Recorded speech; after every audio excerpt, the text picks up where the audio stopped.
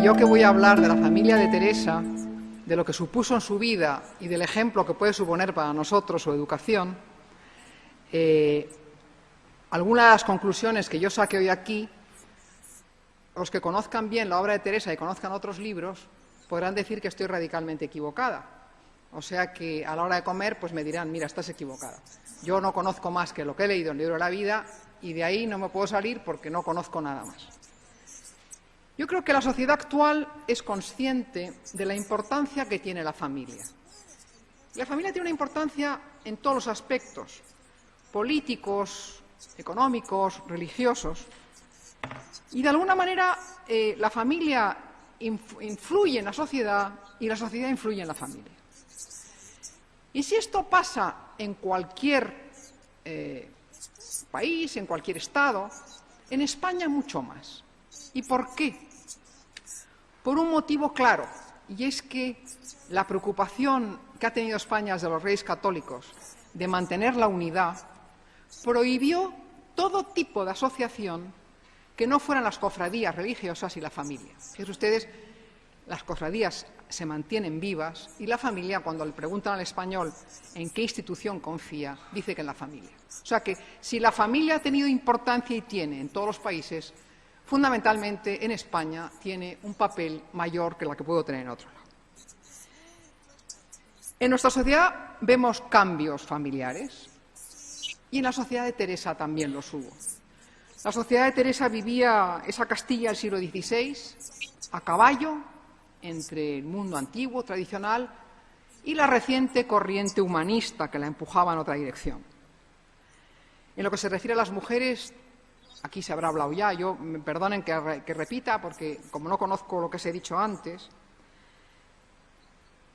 la idea tradicional era tenerlas recluidas en casa, pero se empiezan a abrir las clausuras domésticas de las mujeres, sobre todo de la clase alta, porque la clase económica modesta siempre había estado en el campo trabajando. ¿Y por qué se abre la clase alta? Porque las mujeres tienen que encontrar un buen partido para casarse. Y el paño no se vende solo en casa, hay que mostrarlo al cliente, hay que mostrarlo fuera. Entonces, había un tema ahí, por un lado, la excesiva libertad estaba mal vista, y por otro lado, en casa no se casaban, que es lo que una mujer tenía que hacer, o casarse o meterse monja, pero el término medio no existía. Nos encontramos también con que los moralistas dejan de hacer improperios a las mujeres y se dedican a escribir tratados de cómo se deberían de comportar las mujeres en esta especie de nueva configuración familiar. El libro de Fray Luis de León, La perfecta casada, tienen consejos que se van a reír ustedes, pero a mí me recordaba, y las que peinen canas como yo, aunque me las tiña, son los consejos que nos daba la sección femenina a las mujeres, cuando yo era joven. Fray Luis de León dice: las esposas deben de ser puertos deseados y seguros, para que cuando los hombres lleguen a casa reposen y se rehagan de las tormentas de negocios pesadísimos que corren fuera de ellas. La naturaleza, dice Fray Luis, ha creado a las mujeres para agradar y servir, lo que hace que incluso algunas deban soportar al marido, aun cuando sea áspero, desapacible, beodo o verdugo. Este libro es el que le recomendaba seguramente a Teresa, el que leíran todas las mujeres casaderas y las mujeres casadas de su tiempo. Pero frente a este modelo de actuación corrían otros libros por la Castilla del siglo XVI, en donde las relaciones entre las damas y los caballeros eran radicalmente distintas. En ellas, el caballero se dirige a la dama en actitud humilde y de servicio y muere de amor si no consigue lo que pretende. Esta cultura cortés configuró las pautas bajo las que se desarrolló el galanteo de los siglos XVI y XVII e influyó en las aspiraciones y los deseos de las mujeres de aquella época. Y otras cosas, porque las mujeres, ¿qué querían? Asemejarse a estas damas. Como eran estas damas bellísimas, con lo cual empieza a multiplicarse los tintes, los afeites y las galas. Estos libros tuvieron una gran influencia en el público femenino, porque aunque la población española era muy pequeña, se publicaron en estos años 86.000 ejemplares. Son muchísimos ejemplares. Y no solo los que leían estos ejemplares, que la población era muy analfabeta, sino porque al anochecer, cuando la gente volvía del trabajo, había uno que leía, y que leía para todos. Por eso nos encontramos con que en Cervantes, la Maritornes del Quijote escucha a un segador que canta estas aventuras de los caballeros con sus damas y dice: yo también gusto de oír cosas tan lindas. En el coloquio de los perros pasa algo semejante. Toda mujer de tiempo de Teresa le gustaría ser servida, casarse con su galán y no ser obligada a contraer unas nupcias que no desea. ¿Cuál era el nivel de libertades de las mujeres en esta época? Difería mucho. En el campo las mujeres salían a trabajar. Las mujeres de la clase alta, como decía antes, tenían que salir para casarse. O sea que la libertad ahí, unos maridos y esposos y padres eran más estrictos, otros más libres. Tenemos que agradecer a un conjunto de mujeres respetables que consiguieron unos grados de libertad cuya actitud de alguna manera sirvió de emulación para otras muchas. Pues bien, Teresa, que es lo que nos interesa, vivió en este mundo social y supo aprovechar de estas nuevas libertades que se le daban a las mujeres. Incluso fue capaz de dar un paso más cuando comprendió la importancia que tenía la educación, a pesar de que se recelaba de que las mujeres fueran muy doctas. Yo siempre me acuerdo que cuando yo le dije a mi madre que me iba a la universidad, me dijo: Isabel, los hombres no se quieren casar con mujeres cultas e inteligentes. Dije: madre, allá ellos. Si mi madre decía esto en 1960, pues indudablemente en 1515 o 25, pues esto sería mucho más fuerte, ¿no? Las compañeras de Teresa lucharon por conseguir una libertad fuera de la cláusula doméstica, pero descuidaron el intelecto, con lo que solo eran intelectuales, entre comillas, las que contaron con padres profesionales que las mandaron por estos caminos, o con madres lectoras que fueron capaces de advertir sus valores. Y esto nos introduce de lleno a la familia de Teresa. Si en la sociedad de Teresa se dieron cambios, lo que recuerda la nuestra, también podemos ver similitudes entre la familia de Teresa y la nuestra. Su padre, Alonso Sánchez de Cepeda, tras quedarse viudo, se casa de nuevo, conviviendo bajo el mismo techo los hijos de dos mujeres, con los problemas que eso indica, ¿no? Y si además la primera era rica y la segunda no, pues más problemas. O sea que la familia de Teresa ya de origen plantea una problemática semejante a la de nuestros días, en que los divorciados se casan con divorciadas y se unen en la misma familia hijos de distintos orígenes. También podemos ver similitudes con una familia emigrante. Don Juan de Ávila, el abuelo de Teresa, se va de Toledo cuando le persigue la Inquisición. Buen judío converso, cuando llega la Inquisición a Toledo, se asusta, porque él, me imagino, que seguiría practicando pues las costumbres culinarias, los cantos judíos, va a la Inquisición y dice que él no es buen converso y le castigan a los famosos 7 días de San Benito paseándose por las calles de la ciudad, y cuando termina pone pies en polvorosa y se va a Ávila. Allí intenta comprar tierras porque la familia lo que intenta es, se lo habrán dicho conseguir ser hidalgos, ¿no? La sociedad abulense le recibe con los brazos abiertos. En aquellos momentos no había esa cosa contra los judíos, que la habrá más tarde, con lo cual los hijos añaden Cepeda al apellido Sánchez y se casan con mujeres de un nivel social aceptable. El hecho de intentar ser terratenientes en las tierras de Ávila, que ustedes conocen mejor que yo, lo frías que son, acaba arruinándoles, pero eso sí, les arruinan con mucha nobleza, que es lo que querían. Acabaron siendo hidalgos. No parece que a Teresa le importa ser hija de un emigrante judío. Al padre Gracián, cuando le pregunta por sus antepasados, le contesta: me basta ser una hija de la Iglesia Católica, y más me turbaría haber pecado o cometido un pecado venial que descender de los más bajos y viles hombres de la tierra. Aunque hidalgos, los padres de Teresa no tenían dinero para pagar preceptores que educaran a sus hijos en casa. Con lo cual, la educación de Teresa tuvo que ser a través de su padre y de su madre. No parece que los hermanos de Teresa tuvieran una educación intelectual esmerada, puesto que ninguno se dedicó a las letras, ninguno fue a Salamanca a estudiar, y todo lo que hicieron fue las Indias, que era lo que le estaba permitido a estos hidalgos que no podían tener comercio, y la única solución que tenían era el clero, las Indias o la vida estudiantil. En lo que respecta a las mujeres, cayó en manos de la madre Teresa Beatriz de Ahumada su educación, y tuvo la suerte, Teresa, de que su madre fuera muy aficionada a la lectura, lo que le facilitó el interés por los libros. Pero hubo más. Teresa no aprendió latín, que era la lengua en la que estaban escritos la mayoría de los libros de su época, y fue su gran inteligencia la que suplió la falta de maestros, pero siempre le pesó no haberlos tenido, y aconsejó a las monjas que los buscaran bien, que importa mucho ser el maestro avisado. Eran 12 hermanos, pero vivían en una casa espaciosa en medio de la ciudad que tenía un gran huerto interior. Es bonito pensar que de pequeña Teresa edificaba allí pequeñas ermitas, porque al no poder alcanzar el martirio en tierras de herejes, de esa manera imitaba la vida ermitaña y merecía el cielo, ese interés escatológico del que nos hablaba antes el padre Josep.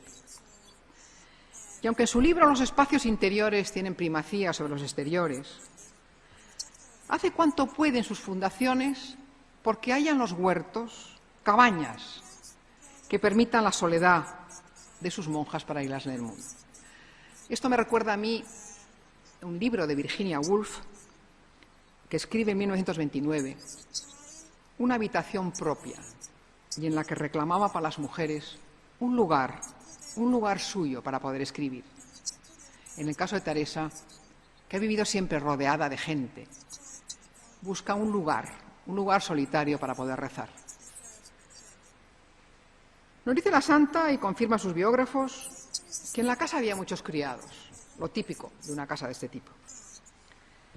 Teresa no tiene muy buena apreciación de los criados y dice que para todo mal hallaba en ellos buen aparejo. No está clara otra frase que dice, hablando de los criados o de las criadas, que el interés las cegaba, como a mí la ficción.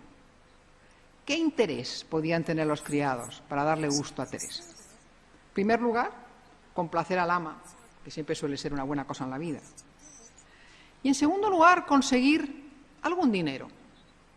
Saben ustedes que los criados en esta época no se les pagaba, simplemente se les daba de comer, vivían en la casa y se les daba una muda al año o 2. En cambio, don Adolfo nunca quiso tener esclavos, algo que se había puesto muy de moda entre las clases pudientes, especialmente si venían de América, indios, o de África, negros, ¿no? Cuenta la santa que una vez que tuvo ocasión de tratar con una morisca, la consideró como si fuera una hija. Dice la santa, no tenía esclavos, y una que llegó de una hermana le regalaba como a sus hijos. El concepto de familia en Teresa tenemos que ampliarlo a sus primos, con los que parece mantenía una gran relación.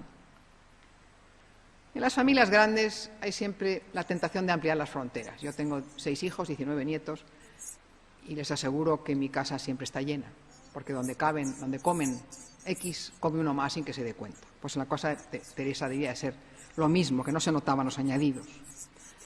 La casa de Ávila de los Cepeda sería con toda seguridad un lugar de reunión de la gente joven, máxime después de la muerte de su madre, pues nadie pondría coto a esos encuentros.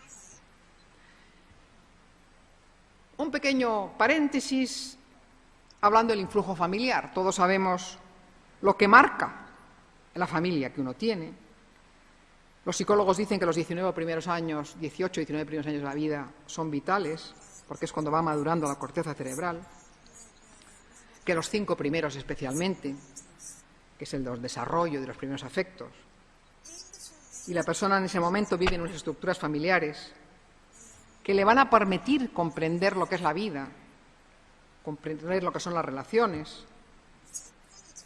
y también establecer una serie de vínculos.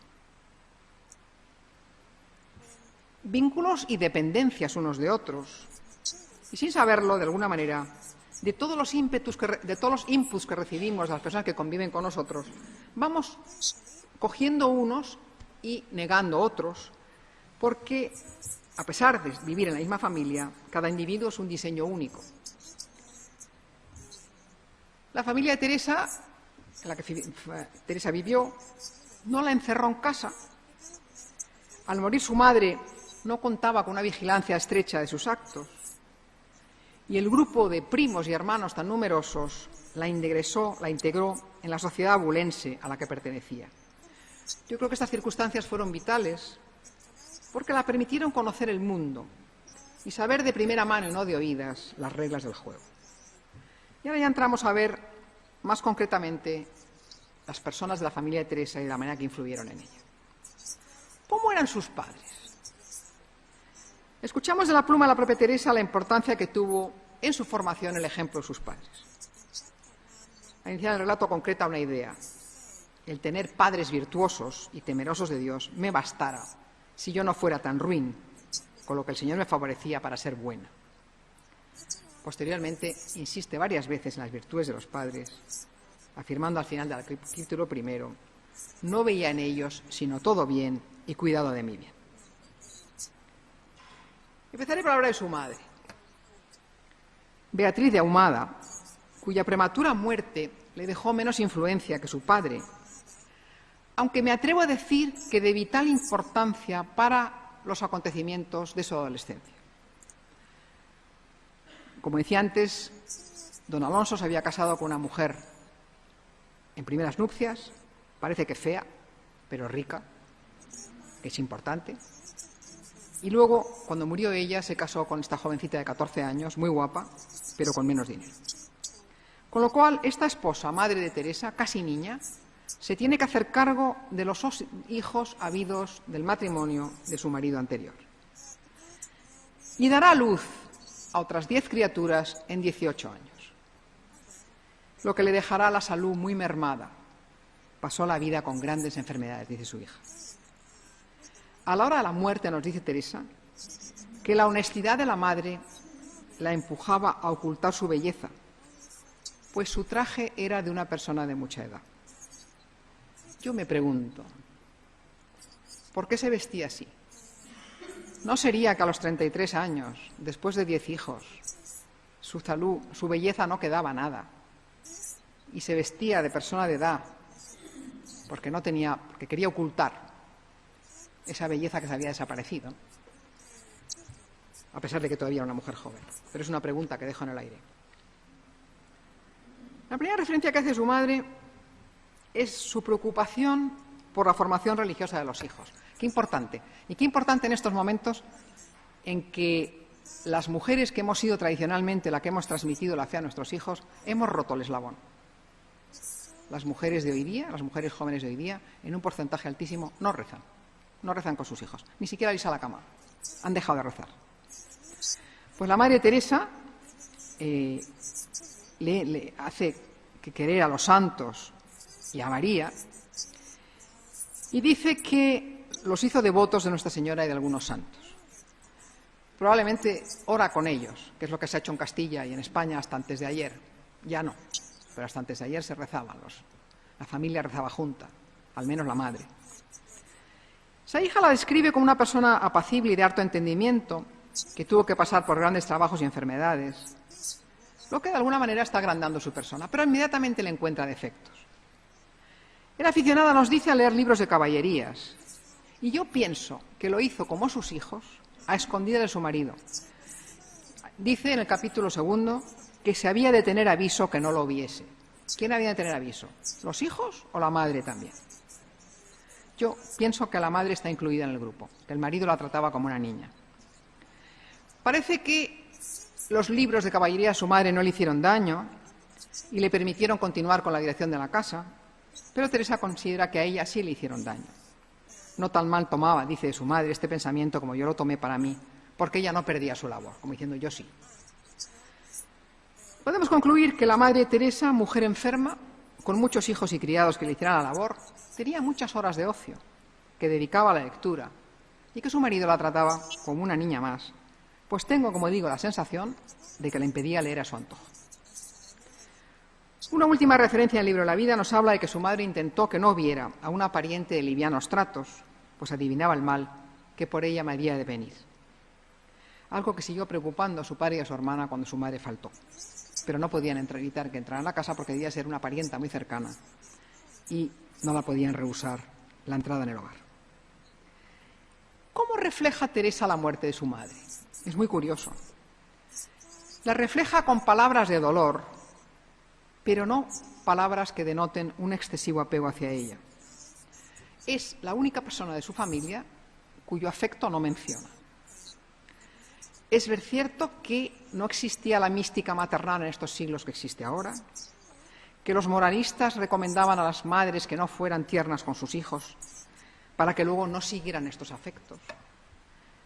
Unos escritores que presentan a las madres más como la mujer perfecta del Antiguo Testamento, pero no como una madre amante y cercana. ¿Sería su madre así? ¿Era la mala salud la que le evitó tener una relación estrecha con Teresa? No lo sé, pero desde luego no parece que la tuvo. Su madre muere cuando Teresa tiene, ella dice que 12 años, sus biógrafos que 14. Hubiera sido natural que en estos momentos Teresa expresara ese desgarro emocional que una joven adolescente siente ante la muerte de su madre. Y sin embargo, lo que expone es una relación que solo se puede definir como religiosa. Como yo comencé a entender lo que había perdido, afligida fuime a una imagen de Nuestra Señora y supliquéla fuese mi madre con muchas lágrimas. Es decir, el escueto adjetivo que coloca con la muerte de su madre es afligida. Un estado de ánimo que contrasta, una mujer apasionada, Teresa, con todos los otros que ha estado empleando a lo largo de todo el capítulo primero y que los que leemos muy, mucho, harto. Además, el llanto de la niña en la narración no se desencadena como consecuencia inmediata a la muerte de su madre, sino cuando se siente acogida por María. Tampoco vuelve a hablar de la madre a lo largo del libro. Es solo al final, una visión que tiene del cielo. Las primeras personas que allí vi fueron a mi padre y a mi hermana. ¿Qué ve Teresa negativo en su madre? Cuando aparece el fin de la infancia, en llegando a uso de razón. Ese momento en que nos narra o empieza a narrar la crisis profunda de su vida y de su adolescencia y nos habla de sus antecedentes como la lectura de los libros de caballerías. Esa pasión que tuvo de que si no tenía libro nuevo no me parecía tenía contento. Y culpa a la madre de esta pasión, aunque reconoce que fue ella misma la que imitó lo malo entre lo mucho bueno que había en su madre. De esta forma es curioso. La madre enferma, que le ha iniciado en la oración, que le ha enseñado a leer y que se ha caracterizado, según ella, por su inteligencia y su bondad, de pronto aparece como la responsable, aunque no de forma consciente, de la pérdida del cúmulo de virtudes que han marcado su infancia. Lo dice en estos momentos que se empezaron a enfriar sus deseos y comenzó a faltar en los demás. Esta es la idea que tiene Teresa de su madre. Los que saben más que yo luego me discutirán y me dirán si yo estoy totalmente equivocada. La figura del padre es distinta. Empieza hablando de su padre con una referencia al amor que sentía por la lectura, su deseo de transmitir este amor por sus hijos, y no como base de la cultura, sino como ocio, yo creo. Luego, con más detalle, expone que el padre tenía caridad con los pobres, piedad con los enfermos, que rehusó tener esclavos, como decía antes, que el padre regalaba mucho a sus hijos, y describe por qué el padre no quería tener esclavos, porque que no fuera alguien libre no lo podía sufrir. Teresa le dedica mucho espacio a su padre, y además nos ofrece riqueza y concreción en los detalles, como si su recuerdo fuera más vivo y normal. Claro que convivió con su padre muchos más años que con su madre, y además en los años ya de persona madura y no de niña, ¿no? pero también mayor su admiración. Cuando describe sus virtudes, aparte de la caridad y la compasión, dice que nadie le vio jurar ni perjurar y que era muy honesto. Don Alonso inicia a sus hijos en la lectura porque era muy aficionado a los buenos libros y los tenía en romance para que los hijos pudieran leer porque no sabían latín. Prueba de ello es que ella y su hermano Rodrigo enseguida leen el Flos Sanctorum y se apasionan por la vida de los santos, una pasión que luego les llevará a los libros de caballerías. Pero la faceta más importante de Teresa con su padre fue la afectividad. Nos dice que era la más querida de su padre y en medio de las turbulencias de su infancia, vuelve a repetir, era tan demasiado el amor que mi padre me tenía. Este amor es determinante para que Teresa le deje libre de toda culpa en su pasión por la lectura de los libros de caballerías, unos libros de romance cuyo interés, al fin y al cabo, y cuya compra, al fin y al cabo, la había hecho su padre y no su madre. En el libro de la vida solo encontramos una leve crítica por permitir, después de la muerte de su madre, que esa prima que era mala entrara en la casa y esos sobrinos o esos primos que te hacían daño, ¿no? La madre en este caso había sido más perspicaz porque parece que adivinaba que el mal que por ella me había de venir pues la había mucho preocupado desviar que no viniera en casa. Más tarde el padre y la hermana mayor de Teresa se dan cuenta, pero ya es tarde. Cuando decide entrar en el convento, el padre la quiere tanto que pide que lo posponga hasta su muerte. Y ella, consciente del dolor que se va a producir en ambas partes, se va sin despedir. Don Alonso se resigna y se viene a pagar una dote de 25 fanegas de cereales, mitad trigo y mitad cebada, y 200 ducados y la ropa necesaria. Es solo entonces cuando la santa nos dice esa frase impactante de lo mucho que sentía por su persona. Cuando salí de casa de mi padre, no creo será más el sentimiento que cuando me muera. Años más tarde confiesa, como quería tanto a mi padre. La fuga permite a Teresa salir físicamente de la casa paterna, pero el vínculo emocional que le une al padre permanece vivo y con toda su fuerza. Al convento, dice, iba muchas veces a verme, que se consolaba en tratar cosas de Dios. Y para no hacerle daño cuando perdió la oración, le puso Teresa por excusa sus enfermedades, y mi padre se creyó que era la causa. Y lo hizo, porque con la opinión que tenía de mí y el amor que me tenía, todo me lo creyó y antes me tuvo lástima. Los problemas que tuvo para romper con la casa paterna, explica, se deben a la ausencia del amor de Dios, el único que hubiera podido contrarrestar la fuerza del amor paterno. No había amor de Dios, escribe, que quitase el amor del padre y parientes. Superar ese dolor le costará mucho tiempo y no ocurrirá hasta el cabo de un año, inmediatamente después de tomar el hábito, cuando se producirá una transformación decisiva en sus sentimientos. Mudó Dios, o sea, no mudó ella, mudó Dios, la sequedad que tenía mi alma en grandísima ternura. Padre e hija se cuidan mutuamente en sus enfermedades. En el capítulo 4 nos narra cómo don Alonso la lleva al curadero de Becedas. Como los médicos no sabían tratarla, procuró llevarme a un lugar donde había mucha fama de que sanaban. Pues grande era la diligencia de mi padre para buscar remedio. Pero al final, pensando que se va a morir, la trae de nuevo a casa, que es lo que todo el mundo pensaba, que moriría. Pide entonces confesarse en la fiesta de la Asunción, pero el padre, aterrado, le niega que la confesión. Piensa que por temor a la muerte de su hija, pero que probablemente es una proyección de su propio miedo a que su hija muera. Luego le pesó, nos dice Teresa. La pena de mi padre era grande por no haberme dejado confesar. Y años más tarde recuerda de nuevo el episodio. Oh amor de carne demasiada, que aunque sea tan católico padre, me pudiera hacer gran daño. Teresa le devuelve al padre el cuidado cuando él enferma. Pide salir del convento para atenderle. Y tiene un texto que voy a leer que es muy bonito. Fuile yo a curar. Pasé harto trabajo en su enfermedad y creo le servía algo de lo que le había pasado en las mías. Con esta yo harto malo me esforzaba. O sea que Teresa también estaba enferma, pero simulaba ante su padre. Tuve gran ánimo para no mostrarle pena y estar hasta que murió como si ninguna cosa sintiera, pareciéndome se arrancaba mi alma cuando veía acabar su vida, porque le quería mucho. O sea, la relación del padre e hijo no puede ser más estrecha. También el padre comprende el dolor de su hija y se esfuerza por ocultar sus dolores y mantenerse frente a ella como si ninguna cosa sintiera. Yo aquí voy a hacer un excursus. A mí me parece, aquí hay muchos más célibes que personas casadas y me van ustedes a contradecir.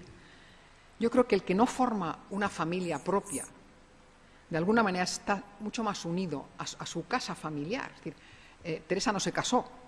Entonces, los lazos familiares eran mucho más fuertes que posiblemente si hubiera casado tuviera su propio marido y sus propios hijos.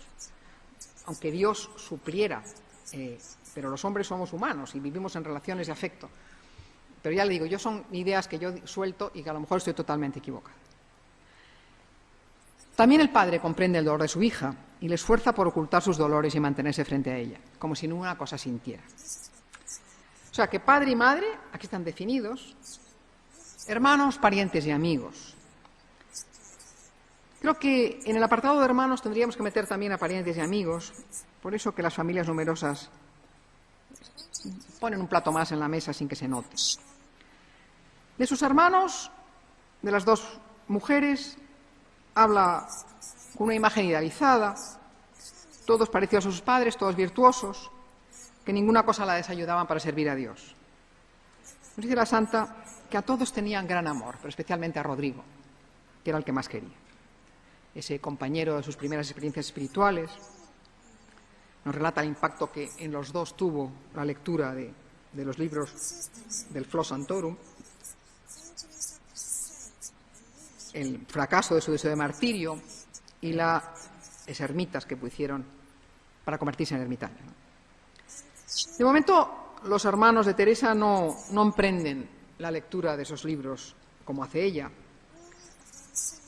Da la impresión de que Teresa tiene un enorme ascendiente sobre sus hermanos. Yo creo que una figura carismática, inteligente, y de hecho nos dice que convenció a Antonio, que era mayor que ella, para que se metiera fraile, o sea, que no le convenció para que la acompañara al baile, no. Y con los mayoría corta los lazos de convivencia cuando se van a América, donde mueren sin pena ni gloria, salvo Lorenzo, que es el único que triunfa, que la ayuda con dinero para la encarnación de San José y que le manda a su hija Teresita para que entre en la encarnación. La hermana mayor, solo de padre, sí es una influencia enorme en Teresa. La sirve de modelo de honestidad y de bondad. Esta hermana aparece junto al padre poco después, reprochando su amistad con esa chica que su madre ya le había advertido. Hace papel de educadora y era extremo el amor que me tenía, dice. Ella recuerda el afecto con el que camino de Becedas la recibieron ella y su marido en el pueblo de Castellanos de la Cañada, ¿no? Cuenta en el capítulo 34 que su marido, el marido de esta hermana, Martín de Guzmán, se murió súbitamente con lo que no pudo confesar, con lo que en una visión Dios le permitió que le dijera a su hermana que le iba a ocurrir lo mismo, morirse de repente, con lo cual la convenció para que se confesara con frecuencia.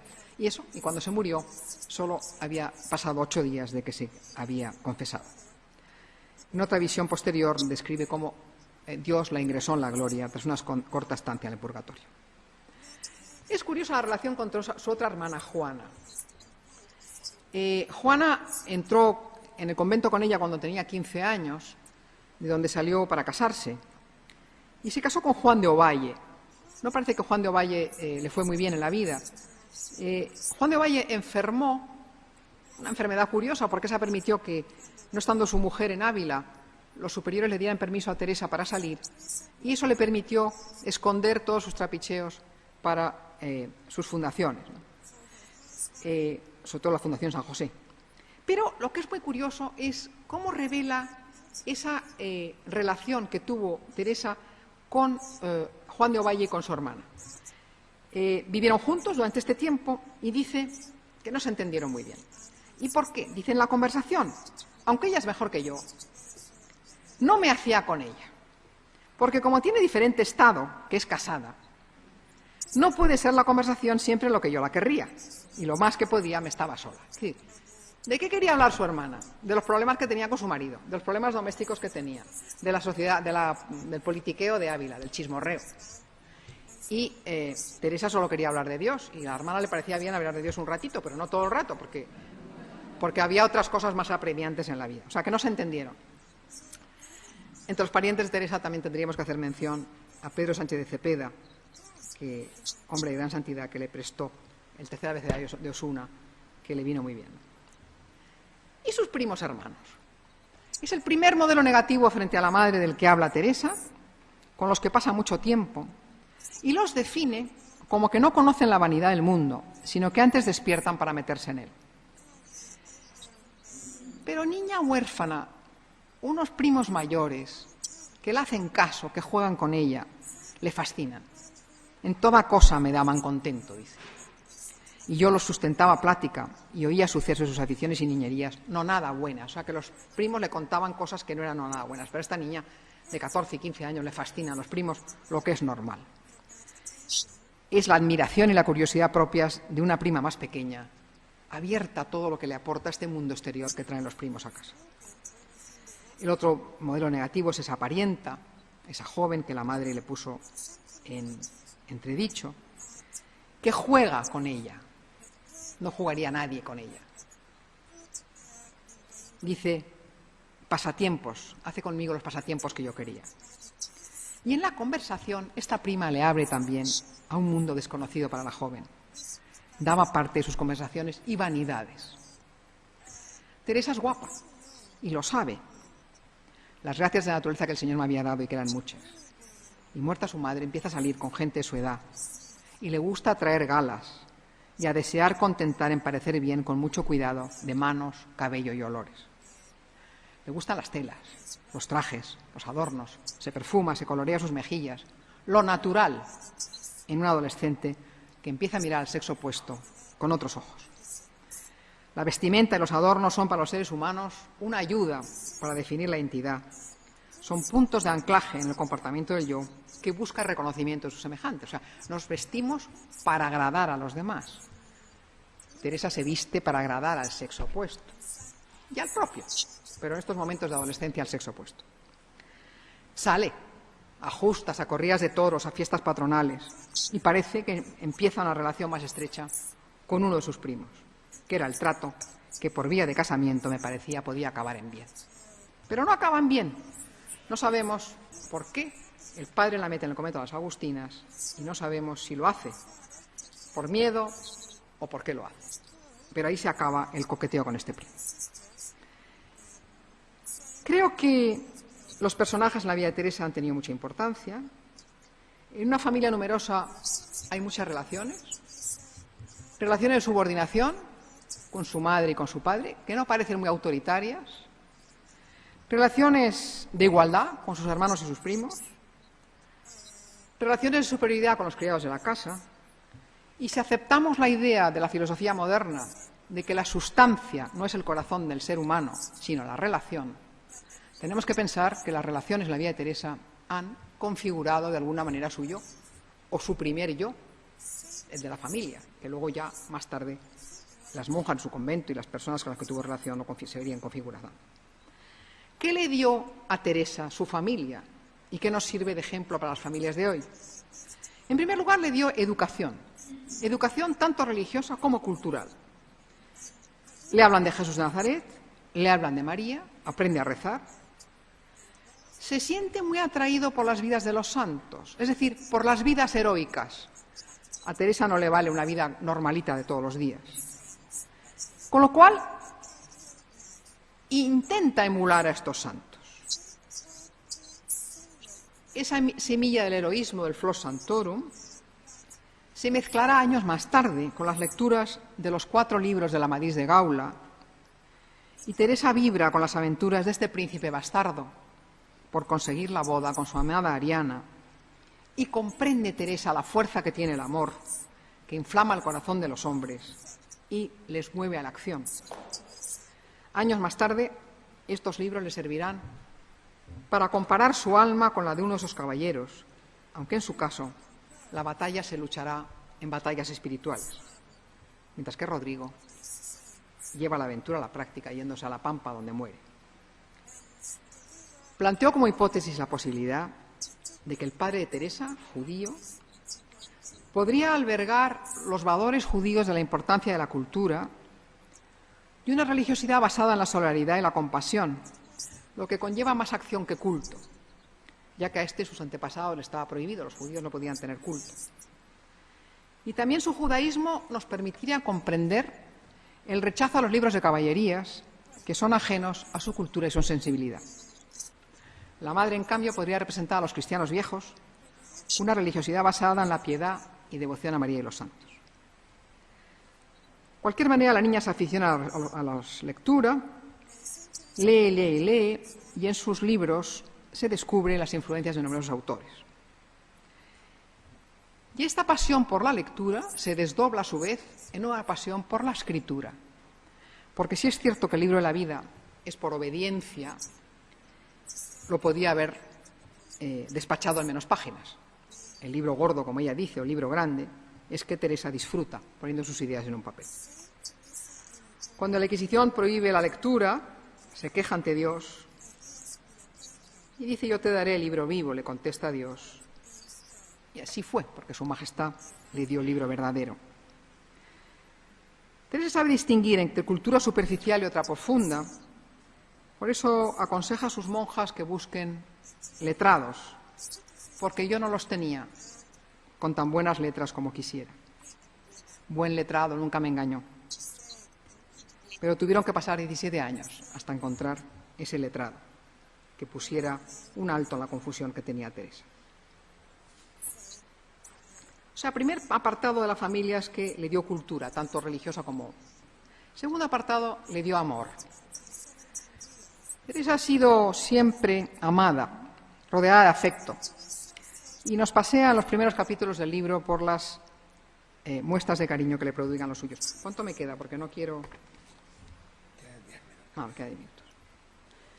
Empieza por su padre, sus hermanos, sus amigos, y también nos dice que en el convento de Señora de Gracia la querían, ¿no? Los psicólogos sabemos que este entorno de amor, de cuidado, de vigilancia, hace crecer la autoconfianza, pues se producen menos inhibiciones debidas al temor al castigo, al miedo, al abandono. A Teresa le dio su familia ese respaldo para que creciera esa afirmación del yo, para que pisara fuerte en cualquier ambiente. Pero el cariño de Teresa, esto es muy curioso, y los que hayan leído otros libros a lo mejor me van a contradecir, es un cariño que queda muy restringido al ámbito familiar. Muy pocas son las excepciones en las que el sujeto del verbo querer es ella misma. 2 en el libro de la vida. 1, al cura de Becedas, porque le quería mucho, y otro a las agustinas, esas agustinas donde la... Sorprende que sus hermanas religiosas no rellenen ese hueco. La santa se limita a hacernos saber que sus compañeras son siervas de Dios, de quien yo pudiera tomar para ir creciendo en su servicio. Y cuando habla con el padre Gracián, esa famosa frase que le dice: vos tenéis a vuestra madre, pero yo no tengo a nadie. La famosa frase de Séneca: si vis amare, ama, si quieres ser amado, ama. Teresa la formula con lo que ella llama dar contento, que explicita, al referirse a las monjas de monasterios agustinas: en esto me daba el Señor gracia, en dar contento donde quiera que estuviese, y así era muy querida. Es decir, Teresa descubre que dando contento, voy a decirlo mal, dando coba, o dando afecto, o dando cariño, ella recibe a su vez cariño. Y eso hace, pero luego comprende que para ella esto tiene un lado negativo. Y dice: en esto de dar contento a otros he tenido extremo, aunque a mí me hiciese pesar, tanto que en otros fuera virtud y en mí ha sido gran falta, porque iba muchas veces muy sin discreción. Es decir, este alma apasionada, que quiere ser amada como todo ser humano, descubre que en la relación, si tú das contento, si tú haces que el otro esté satisfecho, que digas que, bueno, por lo que hacemos todos, que qué bien has hablado hoy, qué guapa estás, qué bien te traje, que eso a su vez hace que el otro esté receptivo y te dé cariño. Entonces ella comprende que eso llevado al exceso para ella, para su santidad, para su camino espiritual, es malo. Dicen los psicólogos que estas primeras relaciones humanas, familiares, configuran también la religiosidad posterior. Porque los padres son los primeros dioses de nuestra vida. Y aquí voy a aventurar otra idea, que puede ser también muy equivocada. A mí me parece que esa devoción que tiene Teresa por San José, en su calidad de Padre de Jesús, puede tener que ver con la relación que tuvo Teresa con el suyo. Me parece que sus contactos con Dios también, un Dios que la colma, frente al juez implacable de muchos tratados de su época, también se asienta en la persona de don Alonso. O sea, el juez, el Padre Dios, de alguna manera, recibe las primeras semillas de ese camino que va a hacer crecer a la figura de Dios en Teresa. Las primeras semillas son de un padre bondadoso, cercano, que le transmitió don Alonso. En cambio, en el libro de la vida, y yo no sé en los demás, hay muy pocas referencias marianas, señal de que la imagen de la madre carecía de importancia o incluso le producía rechazo. Dudas entre el matrimonio y el convento. En este camino de traslación de imágenes, Teresa analiza la vida de los seres con los que vive y me parece que no le gusta la suerte que le ha tocado a su madre. La ve envejecida por partos continuos, por enfermedades, la descubre sometida a un marido bondadoso pero sometida, y creo que le gustan otro tipo de mujeres recias. Hay esa frase famosa, aunque fuera mujer, si tuviera libertad.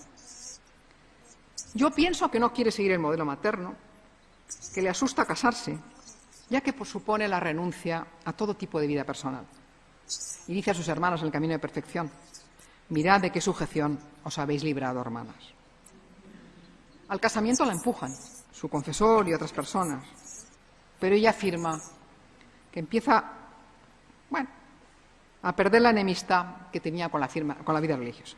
Inicia este camino de incertidumbres y de luchas, en que el deseo de ser monja se alterna con el temor a serlo, con la posibilidad de casarse con este primo, y al final adquiere la certeza de que la vida religiosa es el mejor y más seguro estado, aunque confiesa que los motivos que la impulsaron a hacerlo no fueron los auténticos, ya que el movimiento de tomar estado no me parece más que me movía un temor servil. ¿Qué temía la joven? ¿La sujeción a un marido? ¿Las maternidades sucesivas? ¿Escogió el convento porque le daba más posibilidades de hacer el tipo de vida que quería? No lo sabemos. Pero claramente pienso que los modelos matrimoniales le resultaban menos atractivos que las monjas que conoció. No le fue fácil la elección, porque en el corazón de una mujer apasionada, ese amor que nació en su familia tuvo que lentamente orientarse hacia Dios, pero mientras ese amor crecía, la ruptura familiar le fue muy penosa. Un tema para mí importantísimo es la importancia del cuerpo que da Teresa. Hasta antes de ayer, el cuerpo era la cárcel del alma, y en el fondo el cristianismo nos ha educado a nuestra generación en un monofisismo en que solo contaba la divinidad de Cristo, pero no su humanidad. Nos recomendaban un camino abstracto hacia Dios. Todas las grandes personas se adelantan a su tiempo, y así escuchamos a Teresa decir: no somos ángeles que tenemos cuerpo. No estará bien que una persona flaca haga demasiados ayunos. Hay que concertar cuerpo y alma. Unas ideas que retornan a la oración cuando dice: yo solo podía pensar en Cristo como hombre. Esto nos resulta normal ahora, pero es que debió ser tremendo en aquella época. Me enamoraba mucho de su sagrada humanidad, no de su divinidad, de su sagrada humanidad. Yo pienso el libro de Pagola, que tanto escándalo hace, porque pone el énfasis en la humanidad, cuando toda la vida hemos puesto el énfasis en la divinidad, o sea que hay que compensar un poquito. Frente a la teoría de Teresa, claro, si el cuerpo es importante, los sentidos también lo serán. Y entonces toda la oración de Teresa emana sentidos.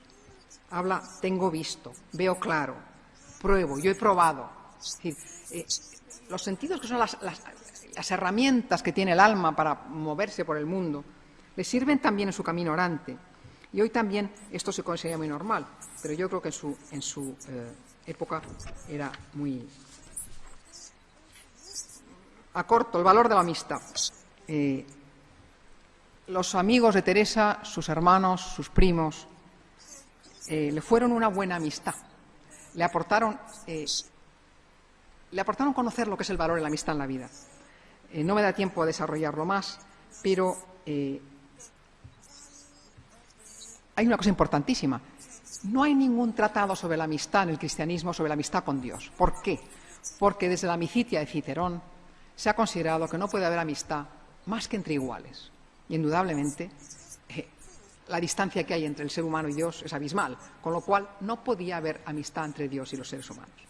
O sea que no hay ni un solo tratado sobre la amistad. Pedro Leinentralgo, hace unos años, escribió un capítulo en su libro que trata de la amistad de Dios. Pero hasta entonces no. Y sin embargo, ella es capaz, en el siglo XVI, de hablar de Dios como amigo. O sea que esto es importantísimo porque es una novedad. Puedo tratar como amigo, aunque es señor. Ella es consciente de la diferencia, pero dice que es un señor distinto, porque ellos colocan su señorío en autoridades postizas y Dios no. O sea que vos sois el amigo verdadero. Tratar de amistad con alguien que toma mano. Y por último, el último apartado, antes de las conclusiones, la autoridad. Yo no creo que el hogar de familia que vivió Teresa es de una disciplina férrea, sino que más bien se instituye una casa divertida, en la que reina un cierto desorden, que es siempre muy simpático, fruto de una madre enferma, de un padre intelectual y mucha gente joven a su aire. Y Teresa va adquiriendo una fuerte autoridad sobre las personas que convive. ¿Por qué? Porque tiene unas cualidades innatas, como son la belleza, el talento, las simpatías.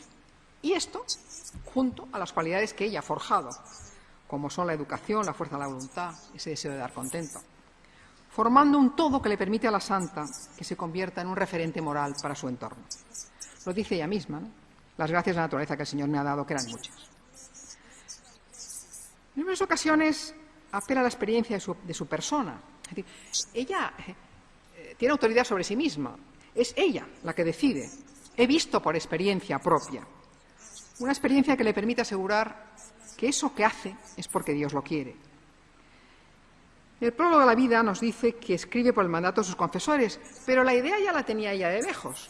El Señor sé, yo lo quiere muchos días sino que yo no me he atrevido. Es decir, nos hace preguntarnos si no era la santa la que sugirió verbalmente o veladamente a sus confesores que le mandaran escribir el libro.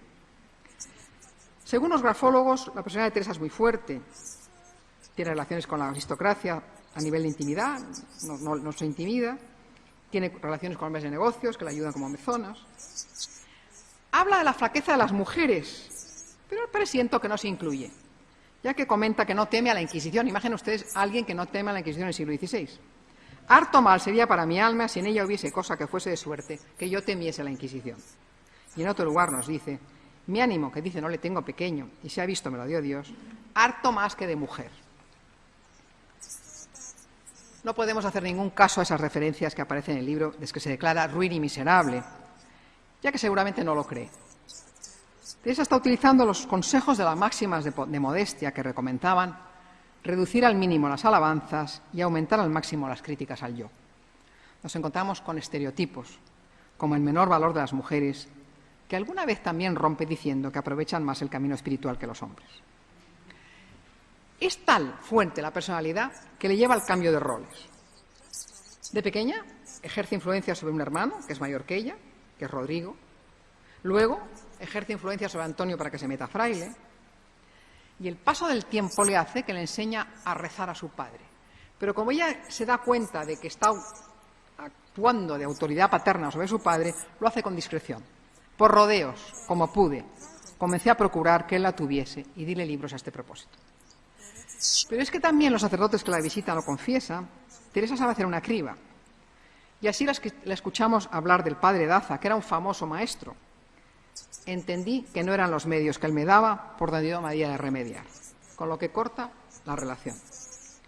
El caso más claro fue el del cura de Becedas, que por la gran voluntad que me tenía comenzó a declararme su perdición, es decir, que pasó de confesor a Teresa a ser dirigido espiritualmente por ella. Conclusión brevísima para las familias. La familia de Teresa, tan numerosa, puede quedar muy alejada de nuestros pequeños pisos actuales, con un número de 2 hijos, o de las numerosas familias monoparentales, y sin embargo los valores de la educación son los mismos de siempre. Los padres de Teresa le dieron los mimbres para adquirir una cultura. Colocaron las primeras piedras en su relación con Dios. La colmaron de cariño y de afecto. Le permitieron que se relacionara con primos y amigos. La advirtieron de los peligros de algunas relaciones y la dejaron que escogiera el estado para el que se veía llamada por Dios. No se puede hacer mucho más para no coartar la libertad que deben tener los hijos para escoger sus caminos. Ni que decir tiene que por mucho que haga la familia, son las personas las que luego llevan a término sus vidas. Teresa estaba bien dotada y cultivó sus talentos. Sus lecturas la convirtieron en una mujer culta y su relación con Dios la llevó a la cúspide del mundo de la mística. Durante toda su vida se sintió acompañada de su familia, con lo que podemos afirmar que a ellos también le debemos gratitud por poder contar con las reflexiones y ejemplos de la santa. Muchas gracias.